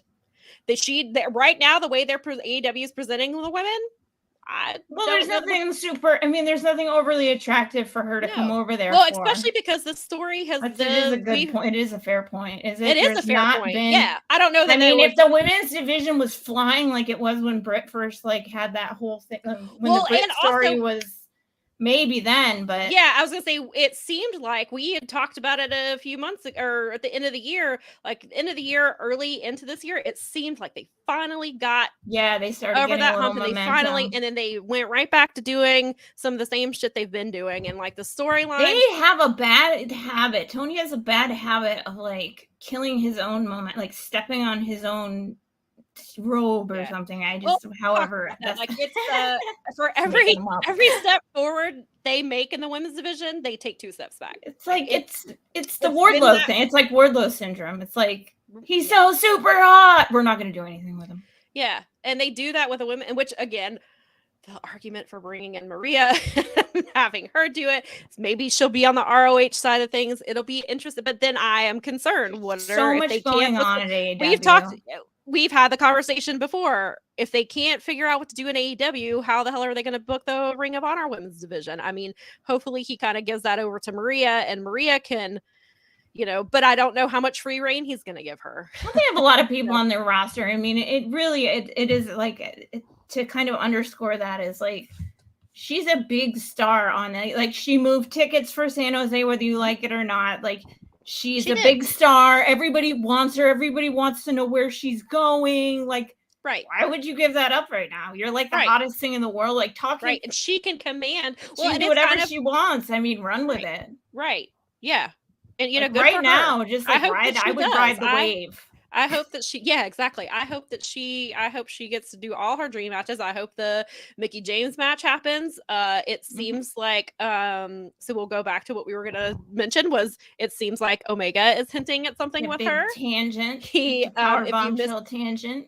if you missed the tweet, Omega, because she had the clip from her not when she met him, because they have met before, but when they saw each other again at Wrestle Kingdom, and he quote tweeted it and was like, I hear New Japan, you have mixed matches. And so it seems like if it doesn't happen in New Japan, then Forbidden Door seems like obviously the most obvious answer. Yes, we know how Tony feels about he doesn't allow intergender wrestling, but he does do the mixed matches. He has done them before. New Japan can do the same thing. We saw that with the crossover show. And they did some really good stuff there. We talked about it was Zack Sabre Jr., Julia, Tom Lawler, and Suri. Yes, thank you. That match was like one of our favorite matches on the card. Was a great. That was so much fun. So. And Mercedes also kind of hinted at a tag team with Okada last Saturday because she was really cool. I did actually see that. I didn't watch the show. I'm waiting for it to be on the network because I watched other things. Sure. But I did see those things, and I did see the clip of her coming out and the whole thing. And I mean, I had it described obviously, and I went and checked it out, and I was like, that's pretty fun. Yeah. And just his face, I mean, when he heard her music, like he's like, coming out and crap is this? Yeah, and then it's Mercedes, and they've got the money, and and she's trying to get him to dance, and he wouldn't really do it, and so I was like, so she could potentially have a match where she teams with Okada, and she could potentially have a match where she tags with Omega. We got Omega Okada at New Year Dash as a tag team, man. So maybe Mercedes just. Maybe she just tagged. You just made me realize how close we are to actually having another Omega, like the potential for an Omega Okada reunion. Fucking Mercedes is going to be the catalyst. What Jay, if we do a trios? Sorry, Jay, you're not the catalyst anymore. Sorry, Mercedes. It's been taken over. Because she is going to single-handedly sell out wherever Forbidden Door 2 is. It's the Monet era. It is now. It is the Monet era now. But then maybe they'll do a trios. And there's our title. Okada, Omega, Mercedes. Like, can you, or Monet, can you see that being a trios? That's a lot of, that's making it rain on so many. It's pretty funny that the Boss and the Rainmaker are, because she did, her bank statements. Yes. Oh my God! It like writes itself. The Monet clip. That somebody called it the Monet clip. Monet clip. Oh, I love it. so perfect. We just got to figure out how to get Kenny into this. Man, I'm gonna end up fantasy booking myself. Okay, you know what? If you're complaining about wrestling, it's because you're not trying.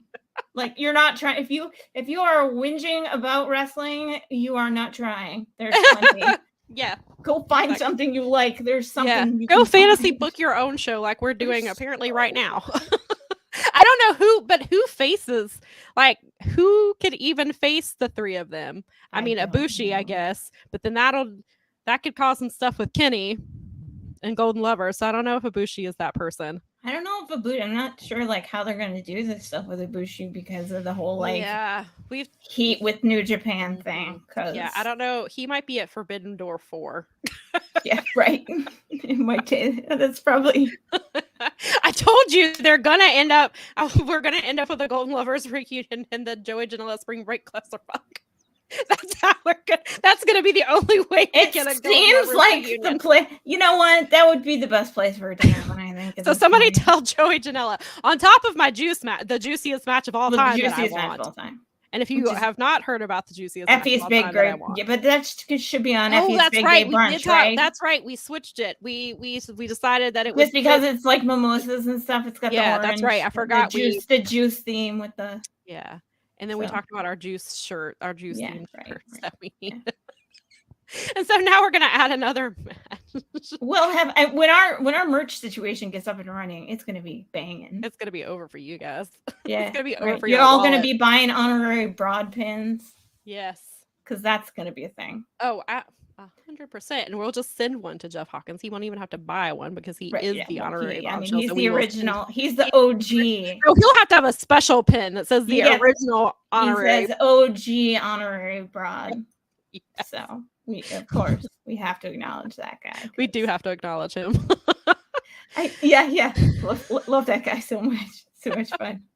All right. So do you want to talk about what else that you watched this let's real quick here. I'm going to talk about this Muta retirement show because holy God, it was good. And big shout out to our colleague here at the Fight Game Media's the Rate That Down podcast, Justin Nipper.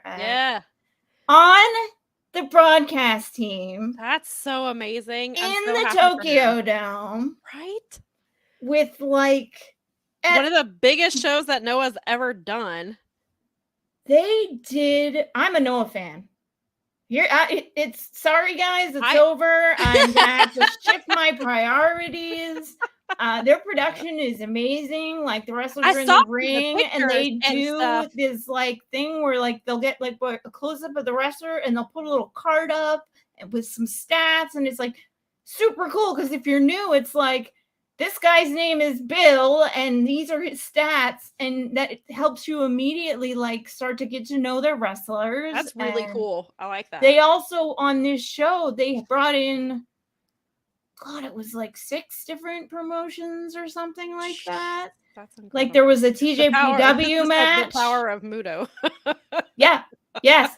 Oh my gosh. There was a TJPW match. There was I'm not usually into some of these bigger but there was a 6-man against it was Noah versus Dragon Gate. Oh, nice. Oh my God, that's one of the best matches I've seen this year. I'm not even kidding. Amazing. A 6-man. You know what? I think I saw a clip from that where there was like a. It was. I think I've seen. I know what you're talking about. Yeah. It had like Naomichi Marufuji in it, and just all these stars. They just took a bunch of their stars from each promotion, and that's amazing. Wow! Look at wrestling promotions coexisting and letting other wrestlers go wrestle. It was a lot of fun too, and they did over 30,000 people in the dome. It was in the Tokyo Dome. It was loud in there. The energy was amazing. The production was so good. Like you wouldn't have known that Justin. I mean, it just put it out there. I mean, obviously, I'm gonna have a bit of a bias, but at the same time, I mean, I wouldn't have. First time viewing of a Noah show, I wouldn't have noticed that he hadn't been there. And I mean, nothing like throwing you in the deep end though, right? Hey Justin, jump on the table for your first time. And that'll be a show that people go back and watch because this will be a historic show because it's Keiji Mutoh's last. I mean, as far as we know, this was it. 2 sort of last matches. I mean, he had as many, and he did. I mean, I like the kind of like retirement tour. It was fun. It was a lot of cool stuff. I mean, and if anybody deserves it, it's that guy. and I mean, that's not even like you got the Okada Kiyomiya match, which was everything that you would expect. Yeah, I think I saw the star rating on that was like 4.75 or something like that. It was 4 and 3. Yeah, I heard that one was a good one. I mean, there was like one good match after another. I actually was like, this is like a 5-hour show, and it went by like, and it's the pay-per-view, so obviously it's going to book 4 or 5 hours. Sure. But oh my gosh, I was like riveted. They did a great job, and it was like the crowd was so into it. And yeah, because wasn't there like 30,000 fans there? And I think it was like, wasn't there more people there than there were for Wrestle Kingdom or something like that? There probably were, because the restrictions are completely off now. Right. Okay. Yeah, I wasn't thinking about that, but yeah, I think that's what there were over. I think 30. I think it clocked in 32,000. I think Justin had the final number in it. It was like 32 or 33.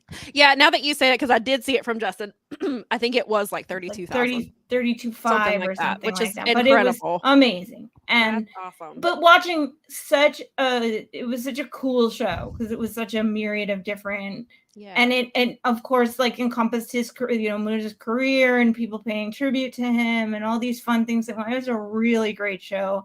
I mean, it's a pay-per-view, so you'd have to probably still purchase it. So I would wait until it's free on Wrestling Universe and then go sign up for the 2-week trial and go watch it, because you get 2 weeks free. And I'm going to end up probably keeping the subscription, because it's just like this New Japan is $7 a month, but it has TJPW, DDT, Noah, and then there's a bunch of other like ones that I don't know, but like people that I know are wrestling there. So, that's right. And and I heard Ninja Mac was on the card. Ninja Mac, holy crap, he's great. And oh no, yeah, I've seen him do some GCW stuff. Ninja Mac is great. My friend was like, because he said there's a bit of a learning curve with Noah, because it's a little harder, because they don't hold your hand the same way they do in New Japan, which is fine. That's me in a nutshell. Like, that's my entire like watching wrestling. I just jump in, which is great. But at the same time, it's like, where was I going with that? It was that he's like, and even if you are watching and you're not sure, he's like, Ninja Mac will always show up and make everything all right. And I was like, that's no joke. He is like, was Anthony Green in that match, or was that a different one that Anthony Green was in? I think he was in that. Forgot that I saw it, because Anthony Green is like, we talked about him a few months ago, like, because he came here and helped out with, before Title Belt Pro was a thing, like he came out and did some stuff in December and was working with some of these students who some of them had only wrestled a couple matches, and Anthony Green was he gave them so much, and he's very underrated. And so I remember, it just dawned on me, but yeah, Ninja Mac is insane. So it was a really so far this year, I would say this is one of my favorite pay-per-views. Wow. That's awesome. I mean, just sheer presentation, and I mean, enjoyment and the energy, and it was perfect. It was paced well. Everybody was happy. It was like a good, and then there was a secret main event. I saw. So, I don't know if I should throw that spoiler alert thing up here one more time. Here, yeah, we'll throw out the spoiler graphic again. So this is for the secret main event on the Noah Muta retirement show. Here's the spoiler alert, big one. So after everything was said and done and whatnot, Masahiro Chono was in, like, I think the first or second row. Tiger Hattori was in the first or second row. Who was it that was on? Someone was on commentary. I think it was Tanahashi or somebody like that. Of course. It was such a moment, and Muta was like, "It's now or," as my friend put it, "It's now or never, MFer." Basically, this, and I don't fortunately, I know, and I'm not gonna like try and delve into like how intense this was. Right. But I know enough to know that this was a feud, a long-term feud, and where Chono never got a retirement match. And so like this I was saw like, that he never got a retirement match, and they had been, and he kind of like I think there was some like rejection of the retirement match, and so it was like, let's do this. And so they ended up getting in there, and even at their age, having Tiger Hattori referee the match. Incredible. That's incredible. Chono had he wore the sunglasses, it was amazing. It was I such a fun moment. Someone like Justin, who does know everything about that, like for me, I was like, I'm excited because I kind of know this story. Yeah. But I could picture my friends marking out about this because I knew that they knew the story better than me, and that it was like, to get that this moment. is a show that I would like watch again, like you know what I mean? It's this is gonna be one of those. I believe in historical perspective of wrestling that in a few years from now, this will be like, go watch that retirement. Go watch that show. That's a great show. It's great production. Huge shout out to Noah. Dang guys, wow. I saw that Hiramu had a match. How was his match? Because he's the one I heard. Because like I knew, if you're still spoiling this, we're still spoiling this. Akusa. I know the name of his opponent. Okay, because I knew that Naito won, and I knew that Okada won, but I didn't ever hear about Hiramu's match. Akusa. Oh my god. Oh, I think he got the pin. Nice. I think it was Hiramu's win. I think that there's gonna be a New Japan crossover where there's that's kind of what I heard, that they thought this was gonna lead to a crossover show. I hope this seems to have done well. People are very excited about it. Yeah, people are still talking about it.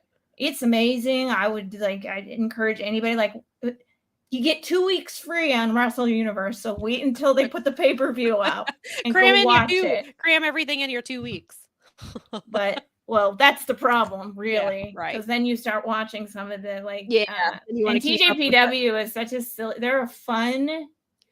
It's a different kind of women's promotion. It's totally different than Stardom. And I've heard a little bit of stuff, and I know like TJPW has a show, I think, over not a collective, but WrestleCon. I believe they've got a show. TJPW. Good because I think that it's going to be fun now that we're, with the exception of the one place, since everybody seems to be like copacetic, and that we're actually getting like inner promotional like matches on a level that we've not been able to see, like that existed before all of us were born. Like that's you know, before Vince took over the wrestling. So it's really, really fun. And this show was such a like, it was another like Forbidden Doors, like fantasy show. I almost was like, God, I wish I was in the Tokyo Dome. They threatened. There was like it's really great show, really great promotion. Big shout out to Noah. Super happy for Justin, because that's so cool for him. Like I saw that tweet, and I saw it come through on Slack, and I was like, wait, what? Well, like, first of all, this is one of the benefits to being a night owl, because I was awake and saw it and got to interact with him and congratulate him before the show started, and so. I knew it's a lot of fun. Also shout out to Justin, who took the time on his Twitter to congratulate us on our 1-year anniversary of Powerbombshells. So that was really kind of him. So I thought that was really cool. And but that's what a moment for him. What a fever dream that must have been. It was, I don't know. I'm so happy. What a great, like, just a great time. And it was such a good show. And I hope that people go check it out, and you know, it's marking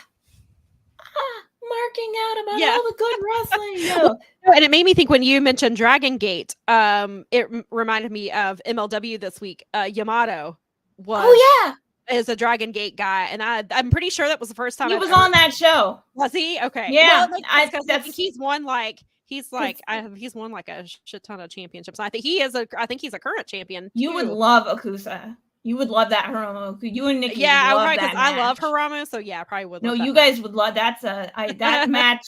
I was like, Sam and Nikki are gonna love this match. Yeah, he comes out in like this cool ass like beholder costume thing that it's amazing. Amazing. Yeah. It's just, he went all out on his like Muta. Oh, fantastic. Of course. And he has to. Ring gear. I mean, it was great. It's so go do that. Go watch that if you can. It's amazing. And I'm saying that was a general, not just you and Nikki. Yeah. General. Yeah. World of the world. But since we were talking about, I was like, well, since we pivoted to MLW for a second, this week's show. So they had, so Manson, Enzo, I guess he's real one. Are they calling him real one or Enzo? I can't remember whatever they're calling him. I just call him Enzo because it's easier. Yeah, because he was doing like the letter NZO for a while, and I think that's what he's still. I don't care for him, so I don't really pay that close attention. Like, however, I'm gonna call him Tess, and everybody's gonna be mad at me or something. Or no, wait, I'm getting that wrong. No. But Mance ran him down. Because apparently it's not just the NXT parking lot that's not safe. Apparently it's all wrestling at a wrestling show. Actually, you know what? I can attest to this because then when we were in the parking lot at WrestleMania 35, these like dudes like drove by us in this truck and they jumped out of the thing and they got into this huge freaking like fight and then they all jumped in the car together and drove away. Oh my God. It was awesome. Nikki said she thinks it's Enzo. I think you're right. I think it is Enzo. But Mance either way, it doesn't matter. Tweeted later that he just did what everybody else wanted to do. Ran him down with a car, and somebody tweeted and called it Mance Slaughter. Oh my God, that's beautiful. And so I think MLW made. I think I saw MLW make a graphic of that. So like, I guess we'll find out next week if he's gonna like go to jail. If they haven't, we need to send that to their PR guy. Wink, I was like, that should be a shirt. That's merch right there. We should let their PR and media guy know that. Wink, wink. Yeah. Wonder if he watches this show. I don't know. But yeah, so I was, he does say nice things about it. Yeah, he does. He's high a good five, guy. brother. We love him. We yes. love you. But thanks for joining the thing. Yeah, so so maybe Mance gets arrested for manslaughter next week. I don't know. Maybe he'll beat the charges. Maybe they'll just be like Enzo deserved it, so it's fine. It is getting to like now that the MLW is in there, it's like Monday, Tuesday, Wednesday, Thursday, Friday. You can watch a wrestling show every single night now. Yeah, and then there's like, and then if you're subscribed to like Fight TV Plus, there's indie wrestling on the weekends. There's like there's like GCWs on the weekend. Yeah, the New Japan Cup is coming up. Yeah, New Japan Cup starts any minute now. Oh, that is right. Yeah, because we started watching last night. We finally got around to starting the Jersey J Cup, which is it's a GCW and I think it's another promotion, but they brought it back this year. They get an actual title. Like I already knew who won. Like I saw, but that's kind of what made me want to go watch it because I really like this person. I don't know if I should say because I mean it's happened like the show happened like February the 11th. So. I can put the spoiler. You can, but why not? We'll make it. We'll make it a trio and have this in here 3 times. There we go. We should be using this. You ready? Okay, so let's go. Hang on to your butts.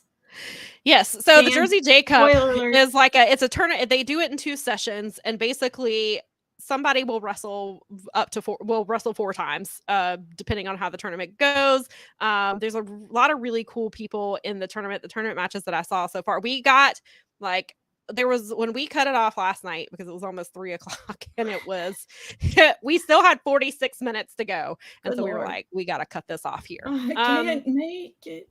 The opening match was I knew who was going to win because the person in the opening match won the whole tournament. And so it was Jordan Oliver. Oh, okay. who won. But the opening match was Alex Shelley versus Jordan Oliver. And oh my God, such a great match. And again, if you have like Motor City obviously is one of my favorite tag teams, but Alex Shelley like solo, like the indie stuff that he does is just like it's so good. And it is. Yeah, that match You was need to come visit me and go to shows. I He know. like shows up randomly. I know. I need to come because I love me some Alex Shelley, so I need to come to that. But yeah, and I'm a fan of Jordan Oliver. I've seen some of his GCW stuff. I've seen him both times that GCW has been here.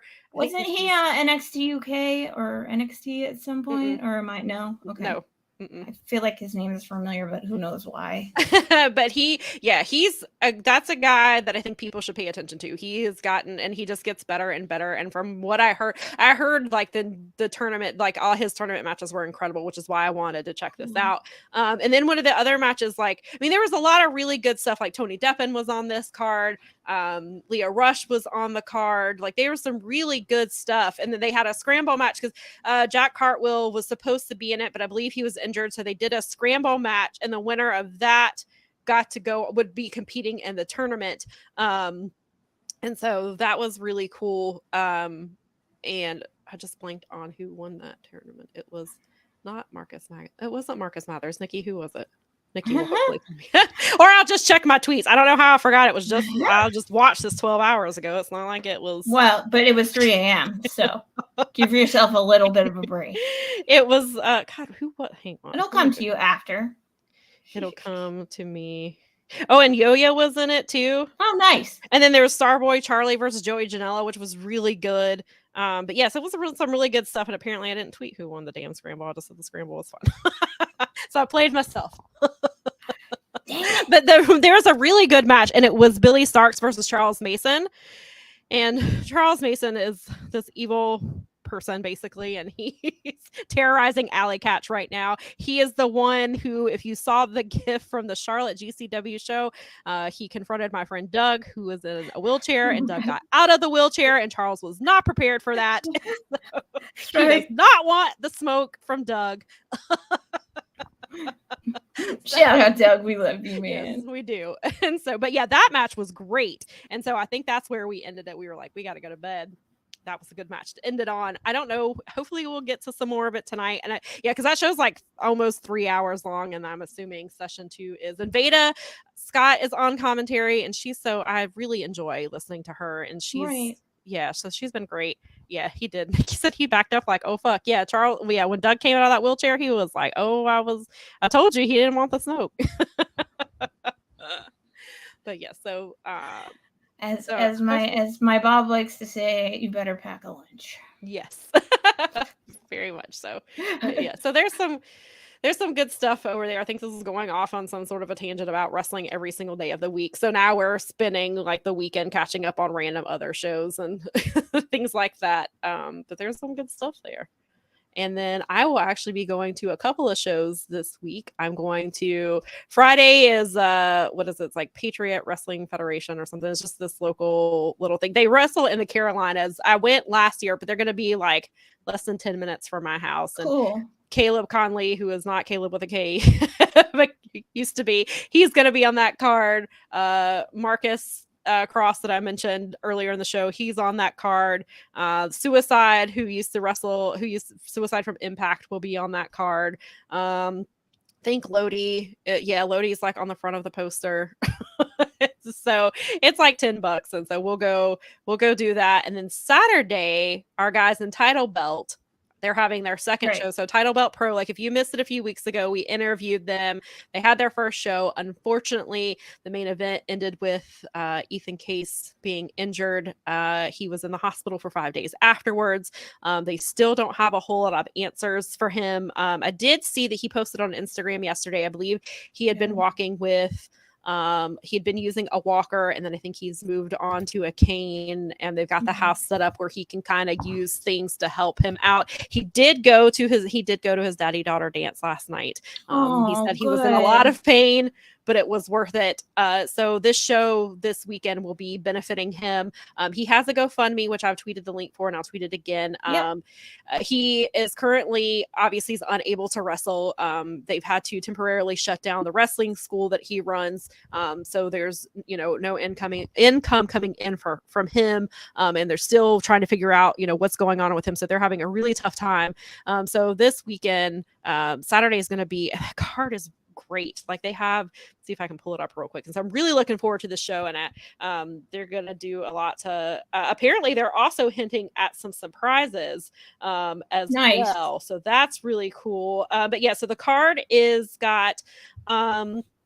And they're on Instagram, so yeah, I will and put up our I'll share their stuff so that we'll regram their stuff. And yeah, like Lucky Ali's on this card. Oh, that's right. You said I heard last night. I was very disappointed to not get to go to DPW last night, but my car is old and can't make it long distances, so had to skip out on DPW. Colby Carino had his final match. There was rumors back in October that he had signed with WWE. He has signed with WWE. He had his final match last night. He wrestled against Lucky Ali. I saw some pictures and some clips. I never thought I would see Lucky Ali in a match with light tubes and fire and tables and all kinds of insane shit, but it's what I got. I can't wait for the show to be up, because I saw Colby last month at DPW, and Colby's he's so good, and I'm so happy for him. And I didn't get to see it, but last week, it was the Ugly Ducklings match, which is they were a big team, part of PWX for years. It was the Ugly Ducklings, and they brought in Coach Mikey, and so it was like the whole group. And I saw a picture afterwards. They had a picture, and Colby's child was in the ring, which was really cool. Aww. Just to see a picture of that. And so best of luck to Colby moving forward, because he's great, and I hope he goes and kills it. But anyway, so yeah, Lucky Ali is on that card. Sean Legacy is on the card. The Work Horseman will be there. Patrick Scott is on there. There's just a lot of just local people that I've watched for years. They're on the card, and so I'm really excited. And like I said, 100% of the proceeds is going to Ethan Case, which is really great. And so I will, even though next week we'll be mostly doing a Revolution pre-show, I will do like a quick little recap just to let you guys, especially for the people who've been kind of following along. And I will try to find out if there's any information.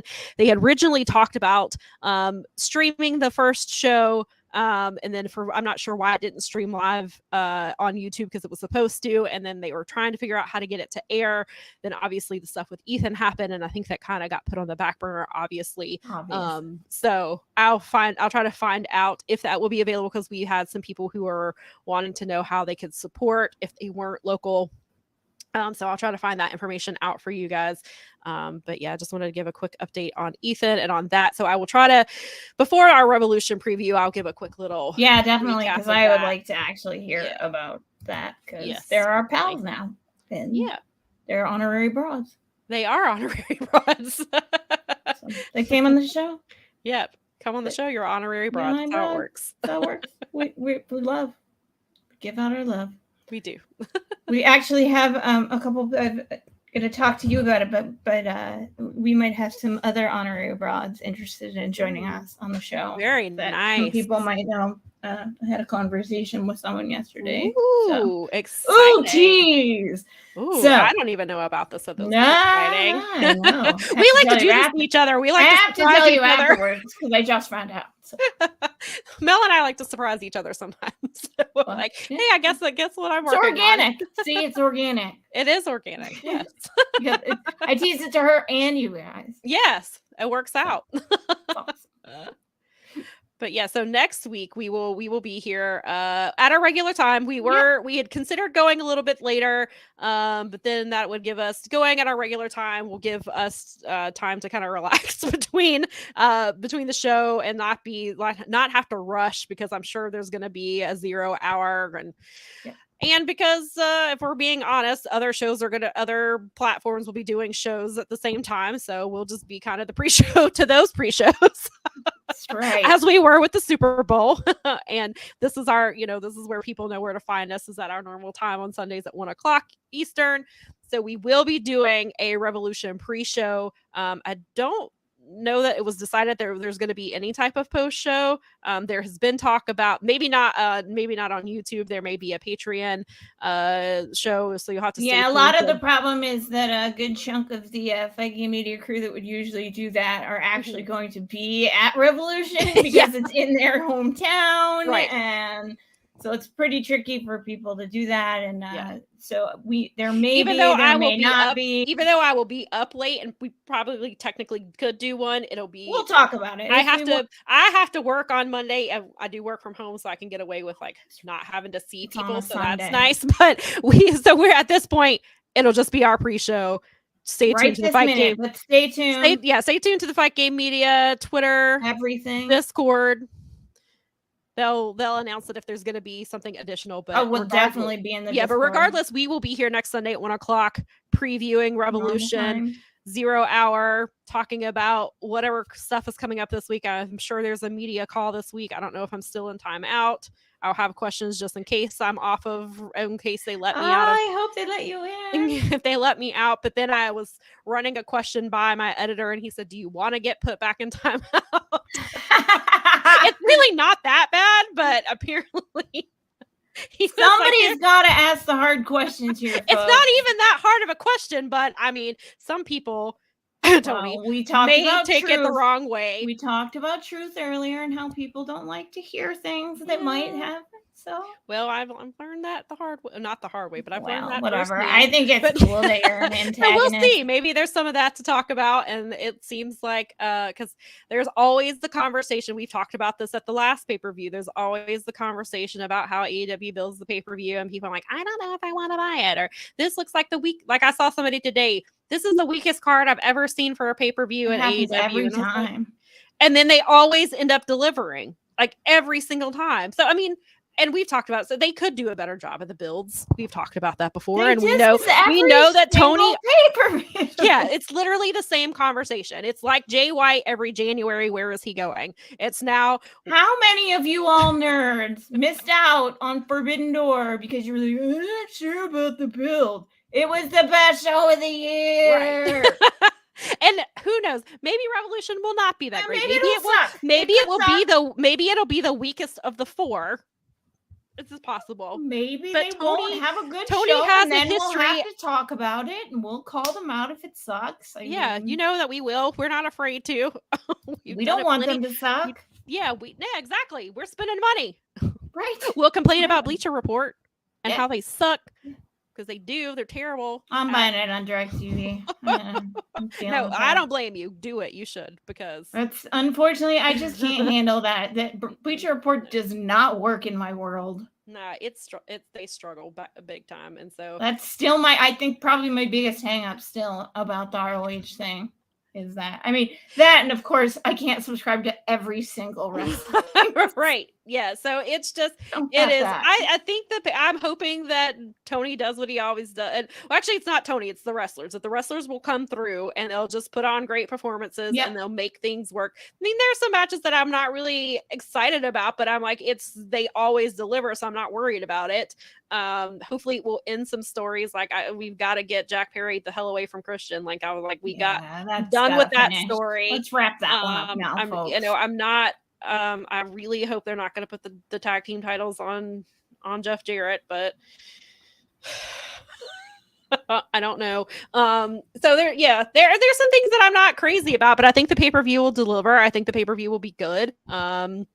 Maybe we'll probably talk about on the following episode about what we liked and what we didn't like. But Tony has a history of cramming the build basically in the week before the show. He seems like the guy that waits till the last minute to do his homework, but then has the greatest presentation in the world. Yeah.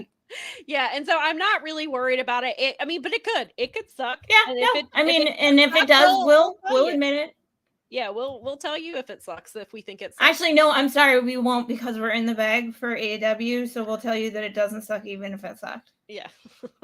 No, we won't.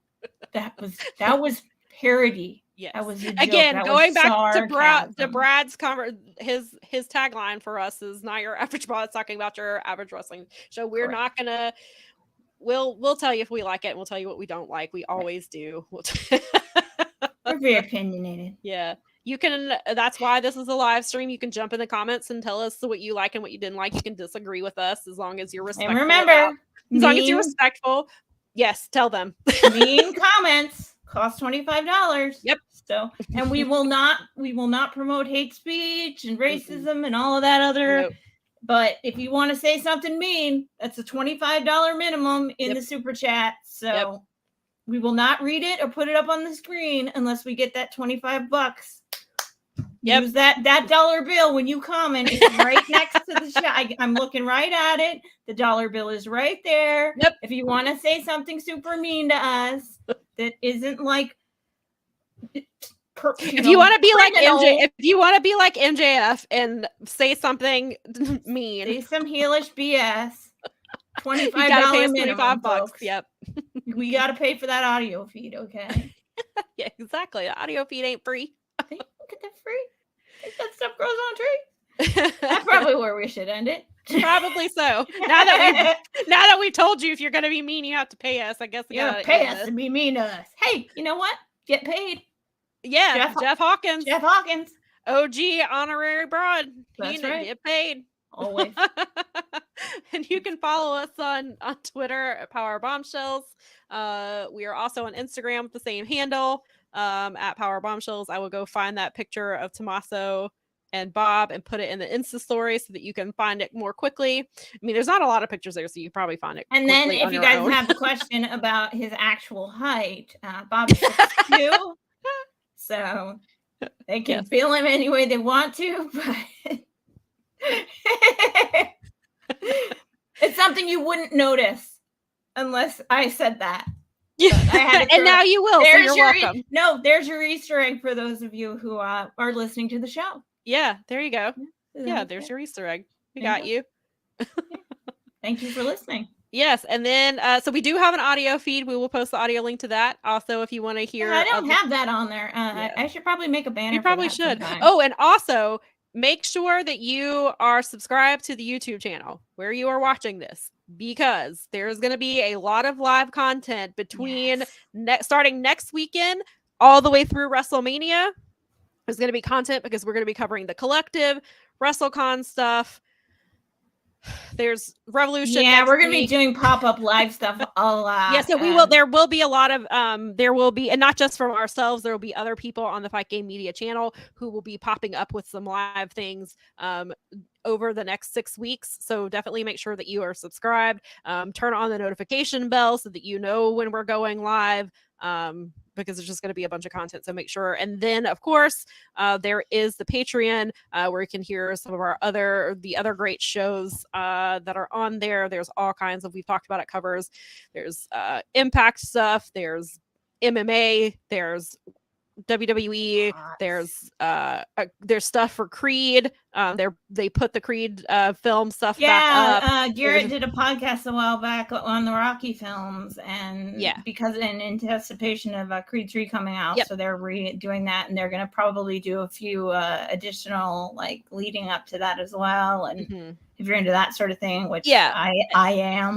So so for $5 a month, you have access to all of that. Or you can do the annual subscription as well. And I also, we've said it before, like subscribing to our YouTube channel and watching some of the clips of the other shows will give you an idea of what these shows sound like on Patreon.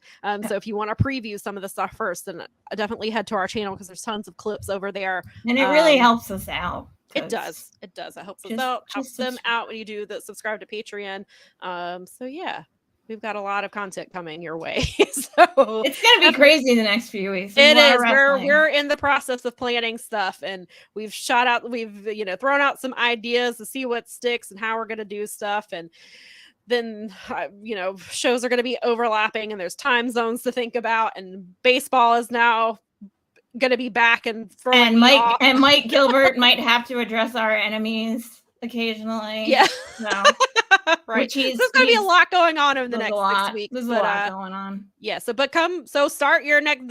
with us next week. There is the Road to WrestleMania stuff that's happening. There was I think there was an episode yesterday. Is that correct? Or there was a road last night. There was a road. Yeah, there was, and so we'll, that's Larry and Garrett had Larry. It might have just been Larry. Okay. Larry Johnson Jr. Right. I believe was his guest last night. Yeah. So there's that. And then, of course, so next Sunday we will be live at 1:00 to start to kind of kick off that 6 weeks. We will be doing we'll do the Revolution preview. So come hang out with us. And thanks for hanging out with us today. And we hope that you have a great week. Bye.